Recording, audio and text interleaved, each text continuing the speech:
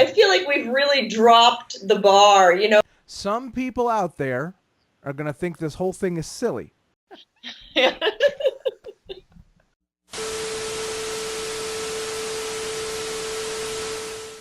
Hello, everybody. Today is Tuesday, September 19th, and welcome to the Man Cave Podcast. My name is Jeff Schaefer, and I'm usually joined by the ever beautiful Sean Starker, but he is still suffering some major setbacks from Hurricane Irma down in Florida.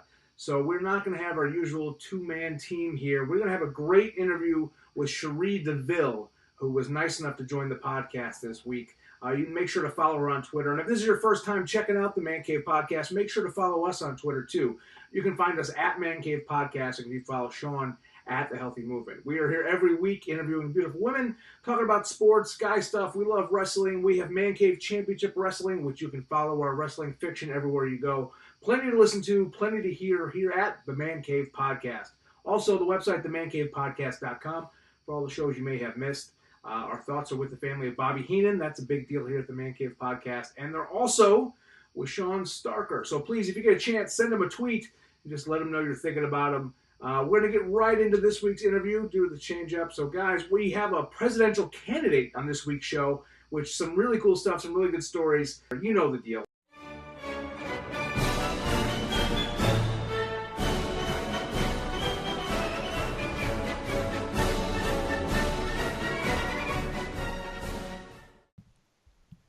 All right, guys, I'm excited today. We have someone coming back to the Man Cave Podcast with a lot of really cool stuff to talk about. So without further ado, guys, put your virtual hands together for Cherie Deville. Hey, welcome back to the Man Cave Podcast. Yay, thank you. I'm glad to be back.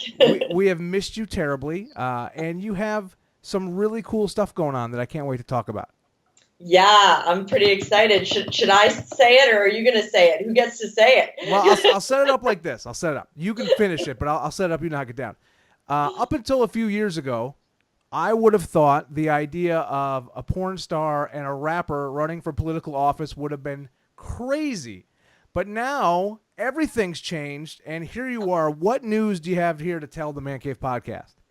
Yeah, so I am officially running for President of the United States, and I have chosen Coolio to be my VP. Oh, man.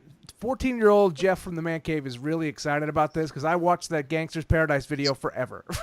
We did. And then Weird Al just brought it right back for us, and, we got to re-experience it. Yeah, it was a moment for sure. When I'm watching that video and I see him and I see Michelle Pfeiffer and they're serious, I'm like, you know what? He'd make a good vice president someday. That's the first thing I thought in junior high when I was reviewing that video as well. Yeah. How does one officially run for president? Like, what's the process? How's that start? Well, actually, I haven't done the full legal process yet, but I'm working on with Fucking Awesome and some other people on getting some sponsorship, if you will, to see if this can be something that I can viably do. I hope that it is. But even if it isn't, I hope to, get some of my ideas out there. So, yeah, I'm pretty excited. Is there a test? I feel like there should be a very basic test at least.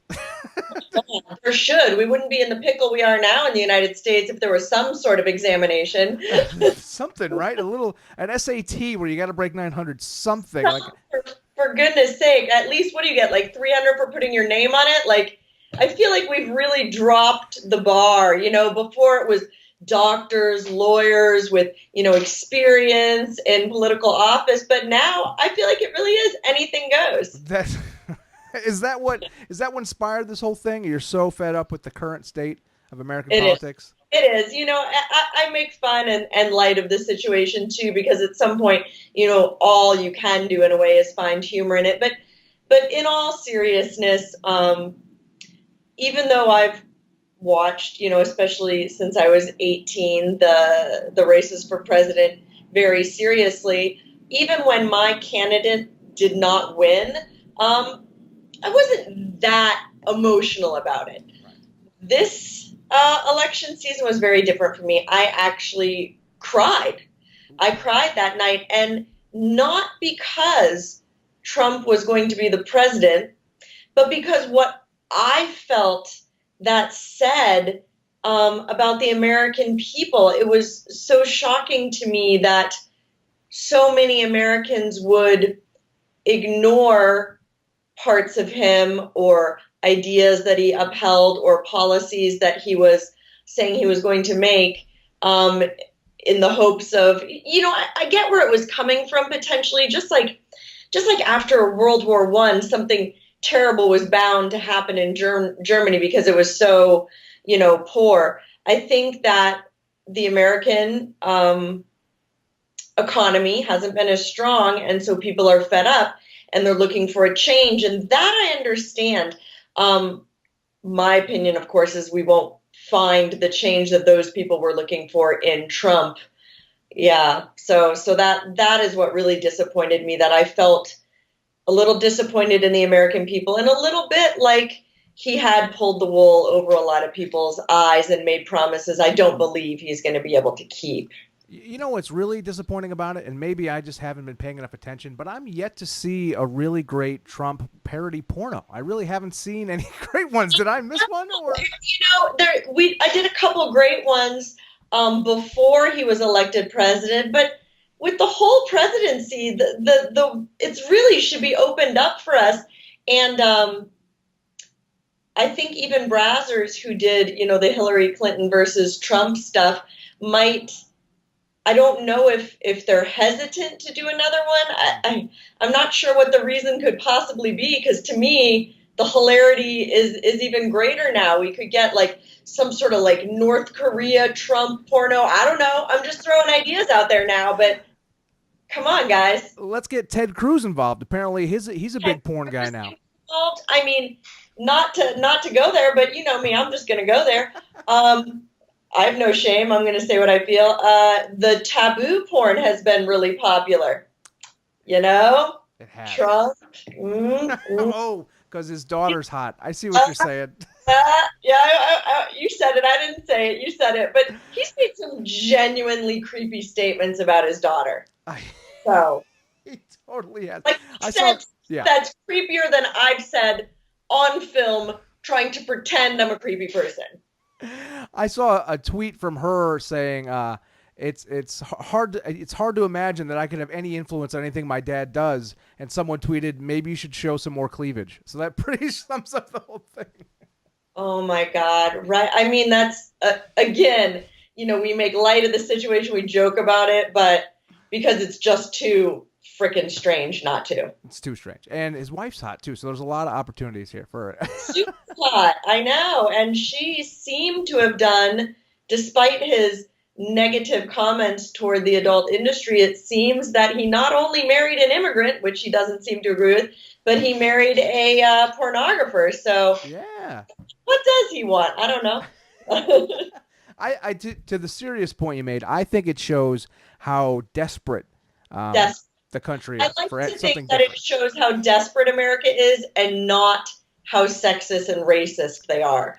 That was kind of my first impulse when I got really emotional after the election. But upon further consideration, I think it shows that America really is struggling, and America really does need some change. I think that we've chosen poorly. I think the next few years are going to show that, but hopefully America will then be ready for something more positive. Right. And the problem, I can understand someone being desperate. The problem I don't like, it has opened the box of all the people who are assholes and racist and all the problems to think it's okay to be that way because of our leader.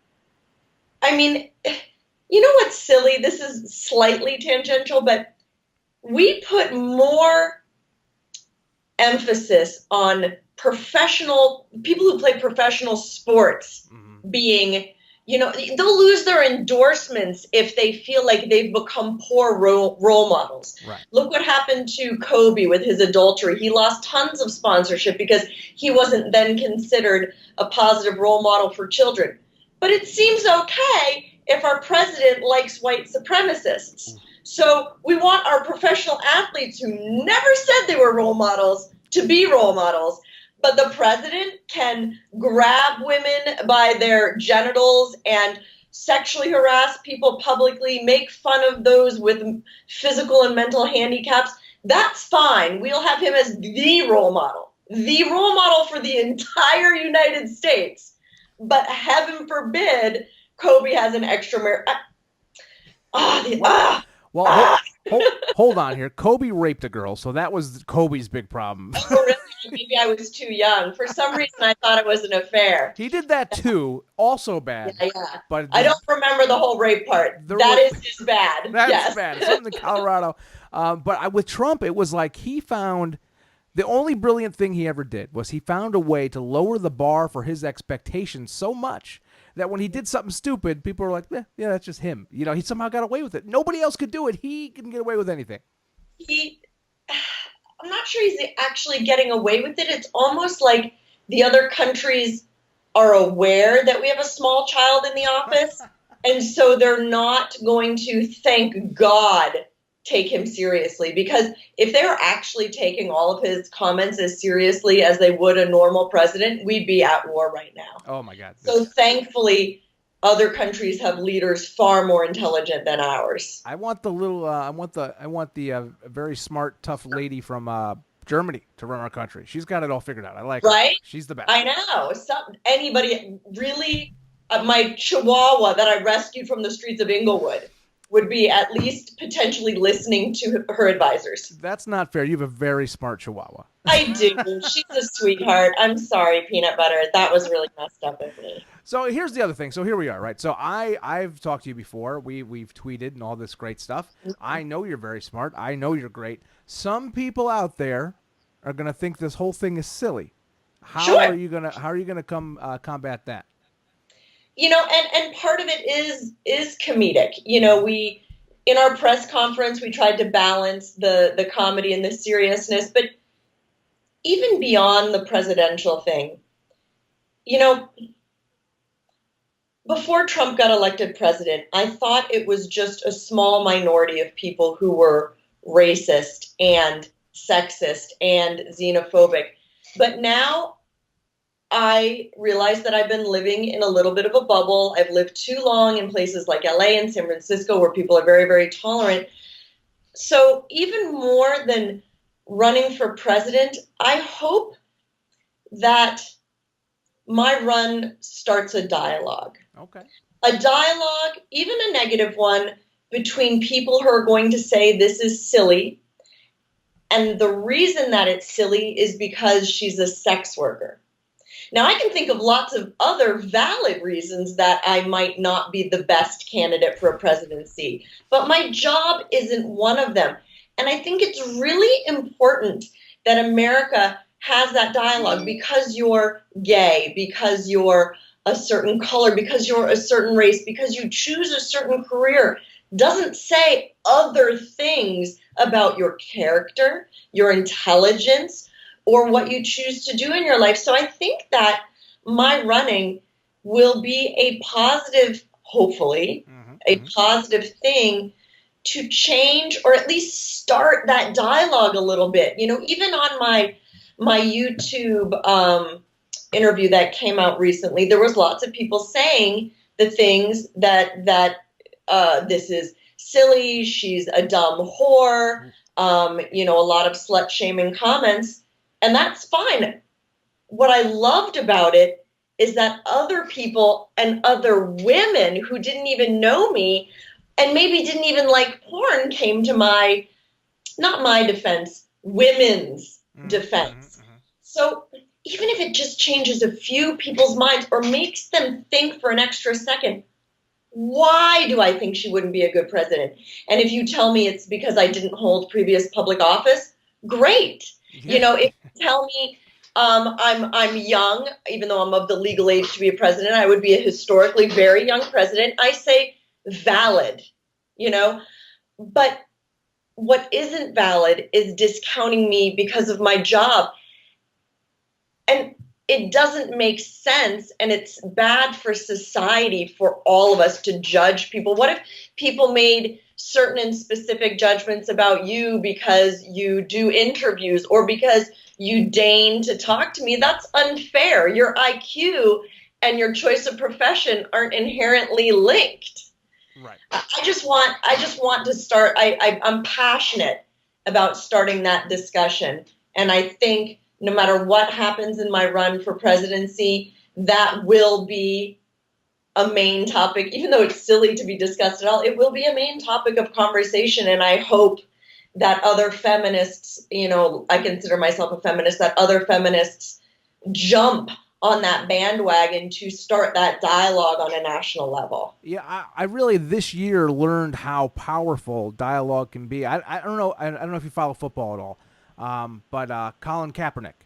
So he kneeled during the national anthem, Yes. As a protest towards Yes. the way police were treating black Yes. people as getting arrested. So I didn't agree originally I agreed with his message, but not his application of the anthem. Correct. I separated that.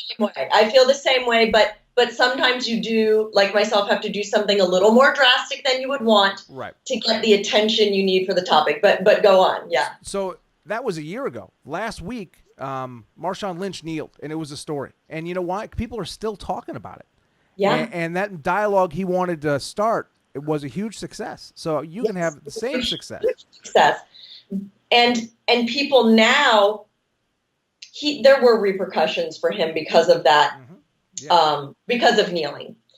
And I felt that some things that I were reading, it almost seemed that his kneeling was more egregious than, say, a sex crime or drug crime or some of the other things that other players do that aren't as chastised for. So again, I like that people were making these discussions, sometimes, and it's not wrong because everybody does it. Sometimes we make decisions or comments based on just this feeling, and so people are like, America, that's not right. There's just this feeling, but they don't get that same feeling when someone does a drug crime. But hopefully some of those people will stop and perform some self-reflection, and then again, I hope that him kneeling did start those kind of dialogues, and I hope that he changed some people's minds. And I think he did, and I think I will. He did, and he cost himself a job. I know. Millions of dollars. He's lost all his endorsements, and he is sitting. Maybe he's doing a podcast somewhere in his office too. He's not playing football. Yeah. Yeah. It's sad. And like I said, other people have done things that I find morally horrible: drugs, sex crimes, things that are actually indecent, and hurt other people. That's okay. They can keep their careers, but heaven forbid he stand up as a first of all, a human being who lives in America, where we're supposed to be able to have freedom of speech, and for a really important reason. Right. It's a sacrifice. But so let's fast forward, 3 years from now. Holy shit, you won! Oh my God, you're in. You are the lady of the White House, the leader of the free world. What's the first thing you're gonna attack? I got this whole list of your policies here. What's the first thing you're gonna start with? That's a really good question. I have things that I'm more passionate about than others, so I can start with those. Although, as most presidential candidates find out, that the things they're most passionate about aren't always the things that need to be addressed first. Sure. But having said that, there's been so much immigration, but bigger than just immigration. We all immigrated from somewhere, unless you're Native American. Right. So I feel like Americans are like this clubhouse, and now I'm in it, and you can't be in it. But why? Because we will need to compete for jobs? Good. Be more competitive. Be awesome at your job. I'm competing with foreign models all over the world for my job. That's not a problem. It's a beautiful thing. It ups all of our games to have competition.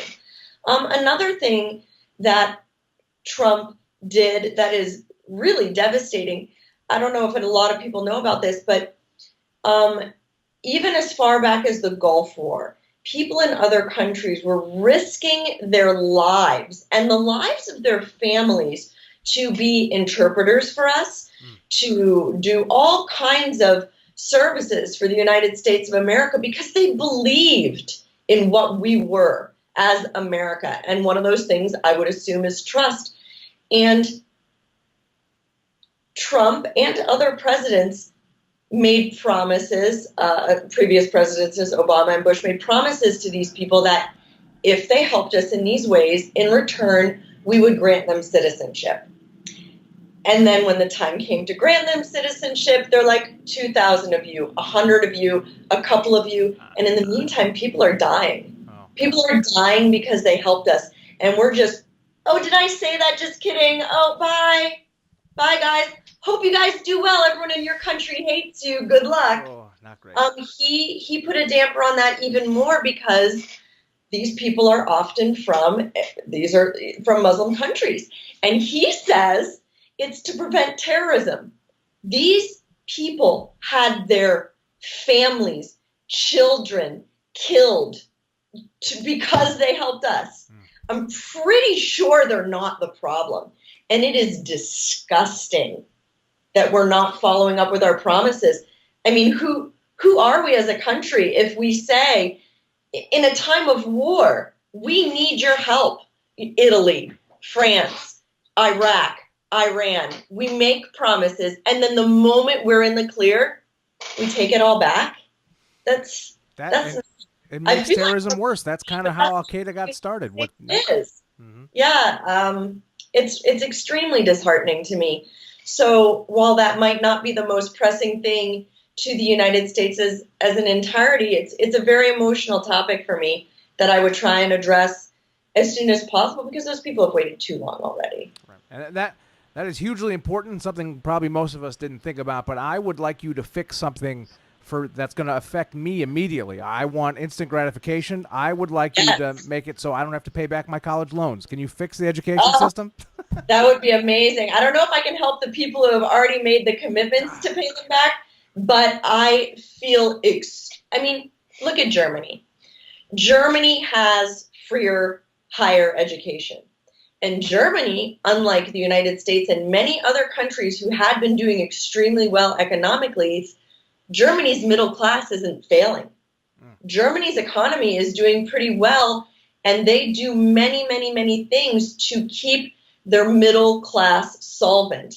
America is turning, not completely, but it's going upper class and lower class, and everybody else just fuck you. And I think part of it is because to get your entry-level type jobs, you need a college education. It's not the 1950s anymore. College is high school, and we need to be helping our citizens get that without crippling debt that makes them lower class for longer than they should be. It's ridiculous, it's unfair, and it's putting us behind other countries. That's true. Economically, even. Say that last part again? It's putting us behind other countries economically. Right. Investing in our future is vital, and college, orange is the new black, college is the new high school. We've got to do it. We've got to help people reach that goal, and we're not we're really, really failing at that. I agree. California, for example, their top schools, UCLA, Berkeley, these are state schools, and I'm not talking about people from other states trying to get in, because I understand why they would want to make that tough. But state schools in California can't even accommodate the top 30% of high school students. Wow. So you have to be straight A plus student to even hope to get into these universities. So we're just, not that there aren't many, many other wonderful schools in California, but we're just not providing quality educations to enough people in the United States. We don't have education. Our educators, our entertainers, our millionaires, and our educators are struggling, and the people we pay the money to is extremely warped if we want to be a competitive country 10, 20, 50 years in the future. We need to change our priorities. I agree. And to your point of equality, which is on your website, which I'm checking out here, that's a big part of it there. I think we should do some cool stuff too. Like, obviously murder's bad, rape is bad, sexual assault's bad. But some of the middling crimes and things that are legal, we should on beaches. What's that? I think everyone should be able to be topless on beaches. That's a great one. I think there should be a month for each of these crimes. Like, in June, everybody can be topless.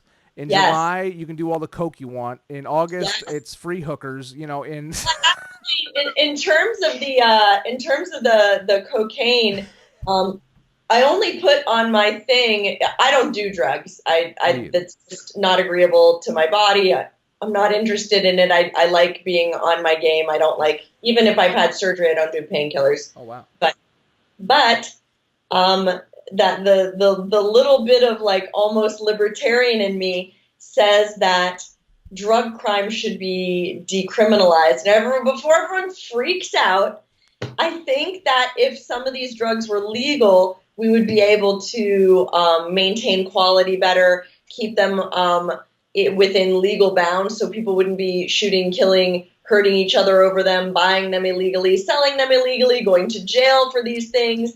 It would make a viable business from these illegal activities. And at the end of the day, everyone who wants to do coke is doing coke. Everyone who wants to do heroin is doing heroin. I'm not saying it's right. I don't think you should do it. I also don't think you should be 200 pounds overweight. It's not healthy.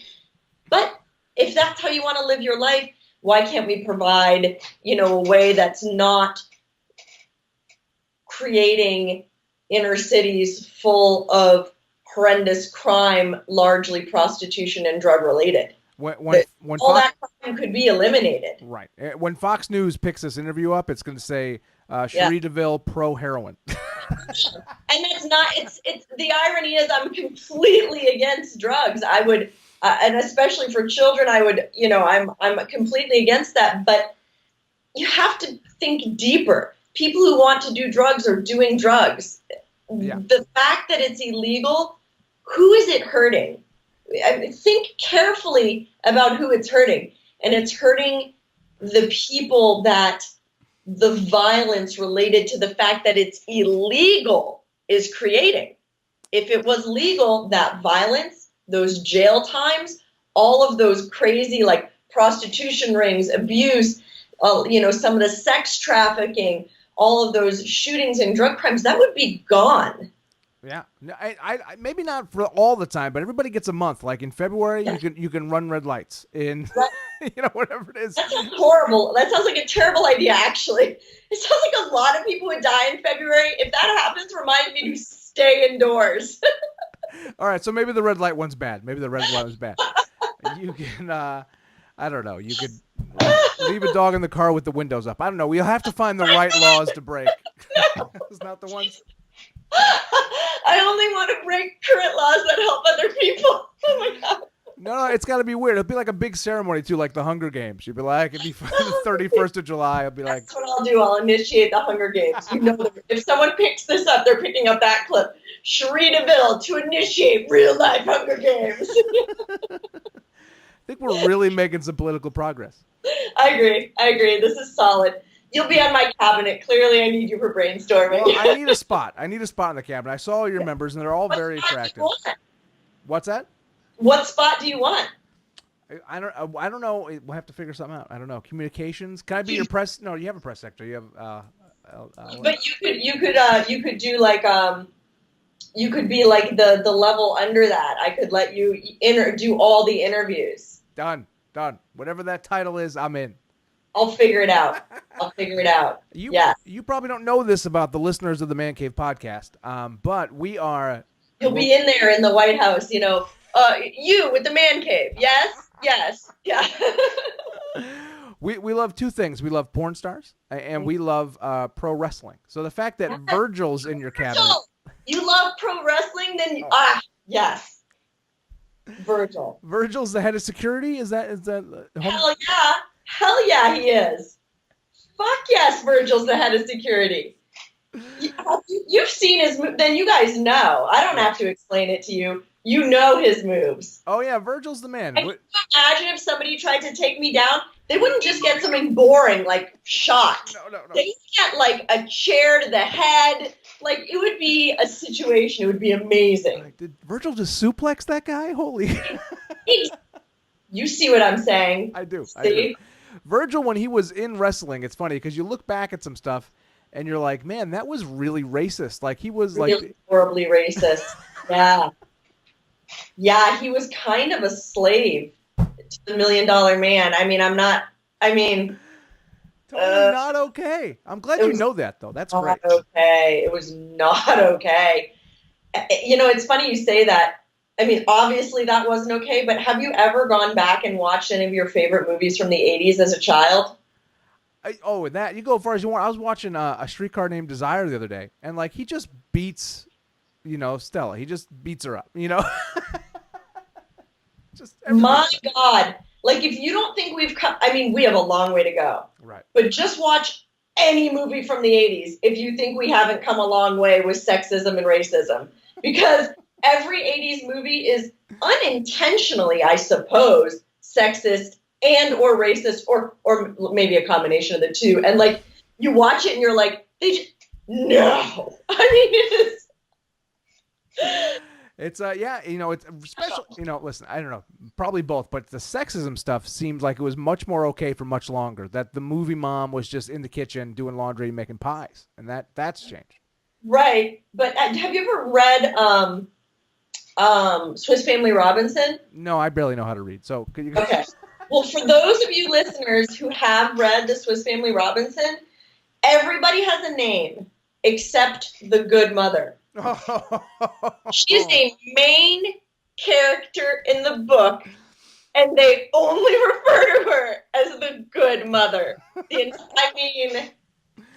At least they said she was good. Progress. Is that not a word? I know, but we are making progress. We get names. Well, so you know what's crazy about what the conversation we're having right now? The pushback you're going to get on this is that she's a sex worker, she's a porn star. That's why she can't be president. But you know what no one's going to say? Is that it's because you're a woman. Yeah, they're going to be too caught up in my whoredom to realize that also means I have breasts and a vagina. It's true. It's not the progress I was trying to make it out to be. Is that what you're saying? Yeah. No. I think it'll be a little bit of both.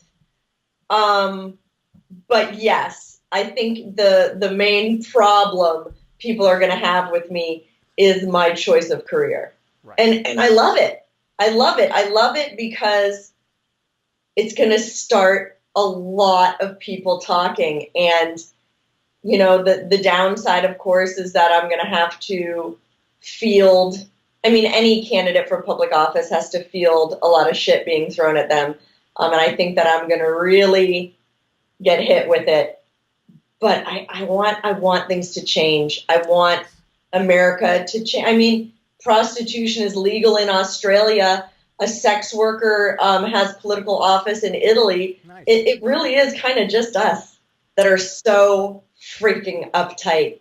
And I want it to change. And if I have to step out there in front of that moving vehicle not literally. Unless it's March, that's okay to hit somebody with your car in March. Let's do it. Let's do it. Let's get people talking. Let's get people caught up. It's about goddamn time. Have you ever seen the movie 8 Mile with Eminem? I have seen the movie 8 Mile. Yeah. Okay. Yeah, it's good. He's getting ready for the big rap battle, and what he does to everybody, he knows everybody's going to come at him with certain stuff, and he just beats them to it.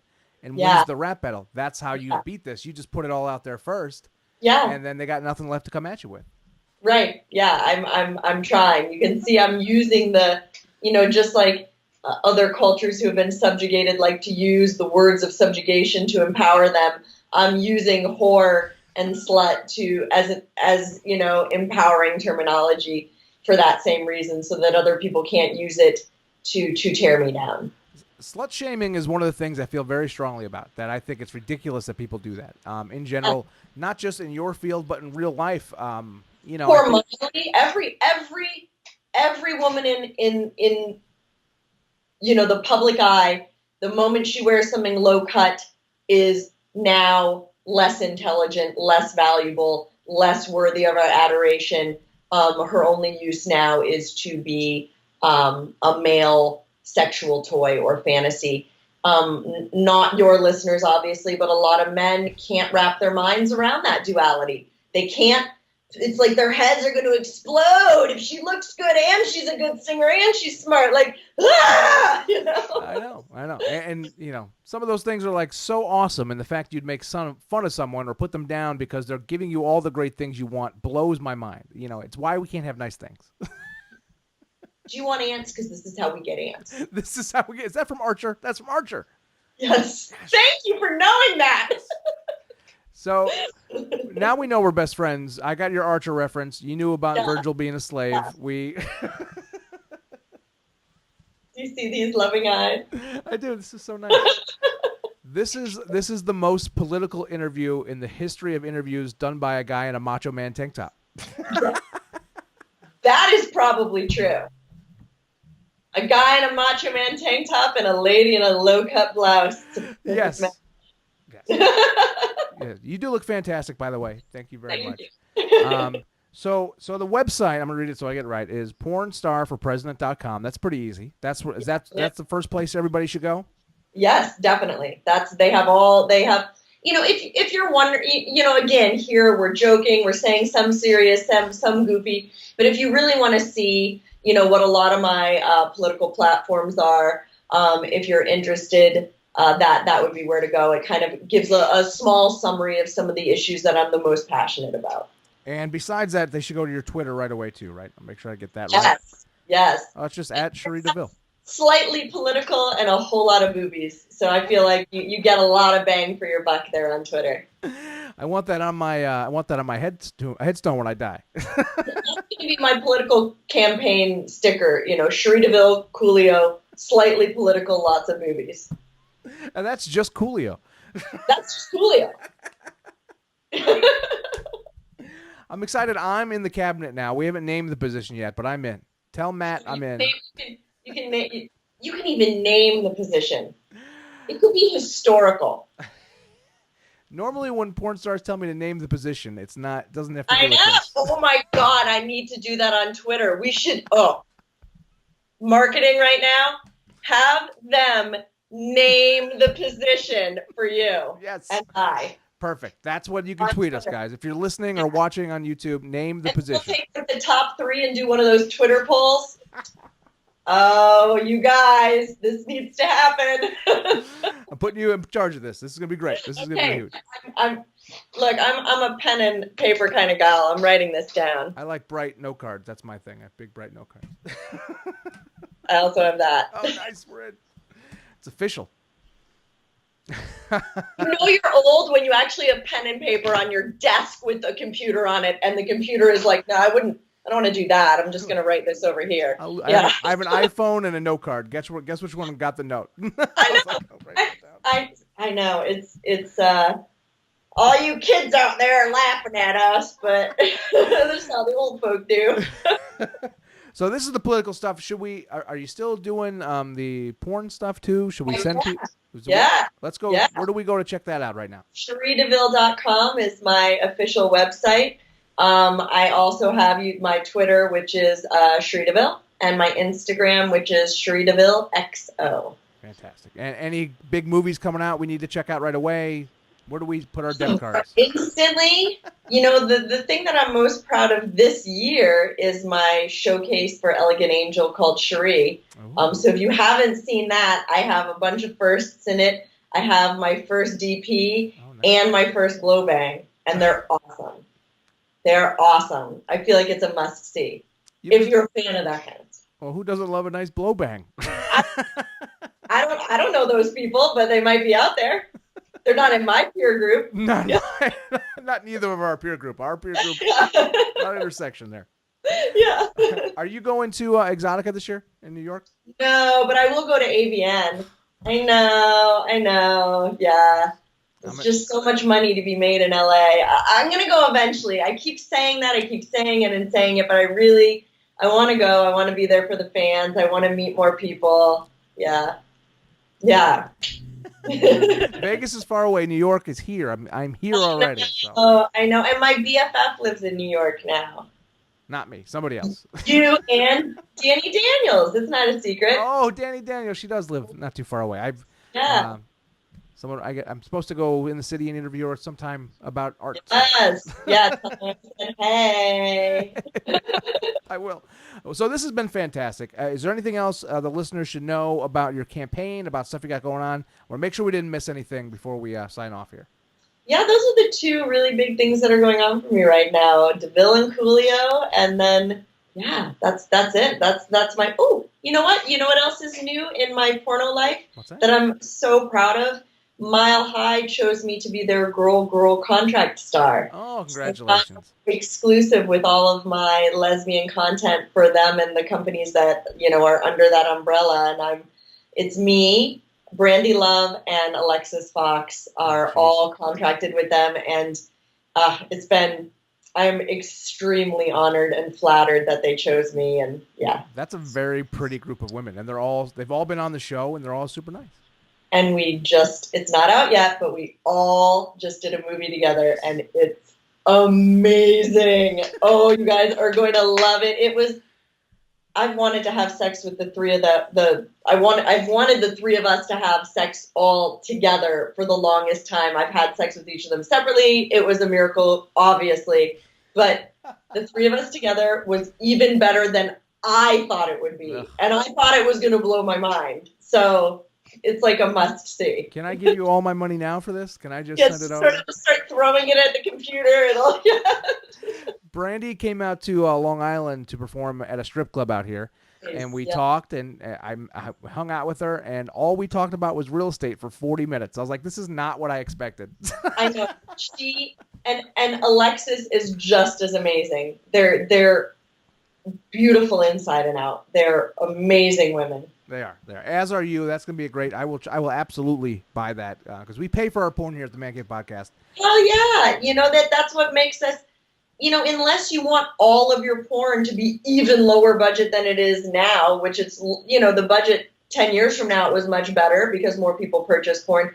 The quality, and I'm sure you guys have seen this, the quality of the girls, is steadily decreasing, and the money that you can tell is being spent on the scenes is decreasing. If you guys like porn, and America provides porn pretty much for the whole world, you've got to start buying it at least once in a while, or the industry is going to tank. Yeah, I agree. Talk to the president.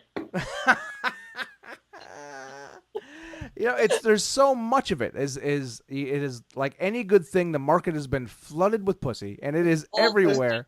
Yes. And yes. But even with that, I think we can handle all that pussy. What we can't handle is it being given away for free. Agreed. And as soon as the first person does it, it's like anything else. Then that's what it's worth, and unfortunately that's the path that's gone down. Yeah, because everyone's like, "Oh, I saw you on Pornhub. I saw you on Pornhub. I saw you on Pornhub." Not to diss Pornhub, they're obviously an intelligent people who found a way to really monetize porn for themselves. But my point is that it doesn't even seem like you're stealing it from a lot of these tube sites. It just seems like the normal way to consume porn. I see guys tweet that to porn stars. I'm like, are you out of your fucking mind? Don't tell them that. Right, but it's not. I don't even get mad at them. I don't think they're saying it to say, "Ha ha, I stole your stuff on torrent." It's not hard like it was getting shit off Napster back in the day. It's so easy that I honestly do not think. I was actually talking this with my hairdresser the other day, and she said she didn't realize it either. She's like, "Oh yeah, I guess that." Oh. Because it just seems like that's what they put it up there as. Right. They meaning us, you know? Yeah. Talk about Napster and LimeWire, all that stuff. Remember Nobody knows. And then I was on Betamax, and everyone's going to have, they're going to be like an old lady translating in the corner of this. You're going to have to put in like a translator up in the corner, but it won't be sign language. It'll just be shit nobody over like under 30 understands. This has been good because I interview a lot of girls and they're like 19 and I'm like, I remember AOL Instant Messenger, my away message, and they're like, what? What? Exactly. It's nice. This is nice. What's a DVD? Exactly. Don't laugh. It's happening. I believe it. Trust me. I'm stuck in the middle. Like people older than me, they're like, "What's a podcast?" I'm like, "Oh God, I can't win." Exactly. Yes. So I could keep you here forever. This has been fantastic. I appreciate coming on. We're doing the interview tonight. The show will be out sometime next week. Our co-host lives in Florida, and he has hurricane problems. Oh, is he okay though? Who knows? We might be looking for a new co-host. You might have to fill in. No, he's fine. Yeah, oh my god! I'm like, this interview just got weird. Sean, this is in memory of Sean. No, Sean is fine. He's just helping his family put his house together. So this will probably be out sometime next week. I'll tweet you the link and all that stuff when it comes out. All right. Go follow Cherie right away. Vote for her for president. Support everything she does. She's fantastic. Thank you so much for coming here. You're welcome back any and every time. And thank you. Thanks again for being here. Oh, thank you. All right. We'll talk. Goodbye.